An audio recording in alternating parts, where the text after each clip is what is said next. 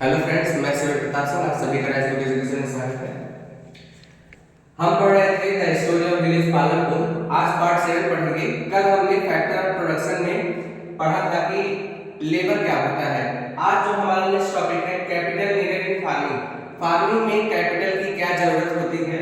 तो फार्मिंग में कैपिटल की जरूरत इसलिए बढ़ी क्योंकि जैसे जैसे पॉपुलेशन बढ़ने लगी वैसे वैसे हमें आवश्यकता पड़ने लगी ज्यादा से ज्यादा जमीन की।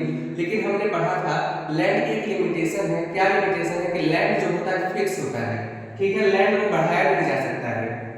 तो आवश्यकता या आविष्कार की जननी है, इसीलिए हमें आवश्यकता थी, किस चीज की आवश्यकता थी कि हम कम जमीन पे ज्यादा से ज्यादा कैसे प्रोडक्शन कर सकते हैं।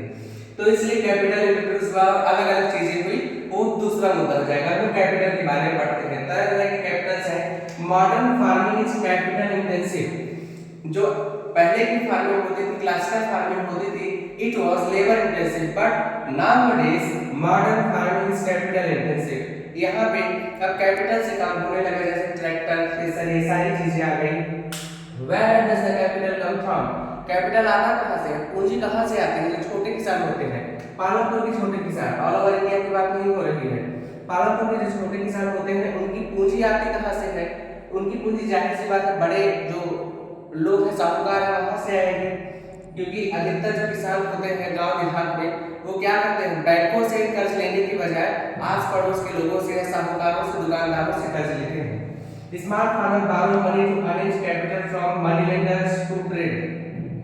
ठीक है ना, ट्रेड करने के लिए आगे जो फार्मिंग होता है, फार्मिंग होगा शायद, ट्रेड नहीं होगा, फार्मिंग, फार्मिंग के लिए वो क्या करते हैं, ट्रेड नहीं होगा, फार्मिंग होगा, बनाने। तो अब ये जो वो कैपिटल लिया करते थे साहूकारों से, एक अच्छा है कि बुरा है, एक कहानी से हम समझते हैं। कहानी किसकी है, वो कहानी है सविता जी की। सविता क्या करती है, 2000 रुपए का वहां से शायद लोन लेती है, 2000 या 3000 का लोन लेती है, साहूकार से लेती है, ठीक है ना। और उसके बदले उसे 24% का ब्याज इसको चुकाना पड़ता है। 24% ब्याज भी देगी, और शर्त ये भी होती है कि आने वाले जो टाइम होगा उसमें लगभग साल भर या सीजन साल भर क्या होगा कि सविता उसके खेत में जाके काम भी करेगी, अपने खेत का भी काम करेगी, उसके खेत का भी काम करेगी, प्लस उसे जो रोजाना की मजदूरी होती है वो 160 रुपए मिलेगी, जो बहुत कम है। ठीक, तो ये अब आप लोग देख सकते हैं कि नॉन इंस्टीट्यूशनल लोन कितना घातक हो सकता है, अच्छा है बुरा। हम देख सकते हैं कि बुरा है, किसके लिए बुरा है, सविता के लिए बुरा है।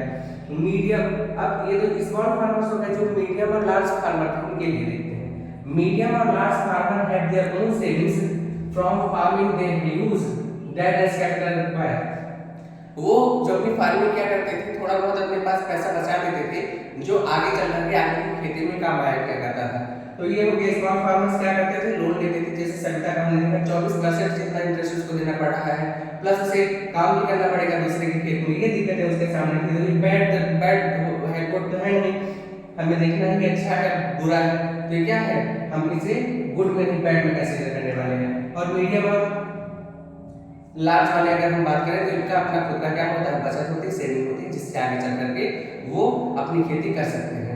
वीडियो पसंद आए लाइक शेयर सब्सक्राइब करें। Thank you.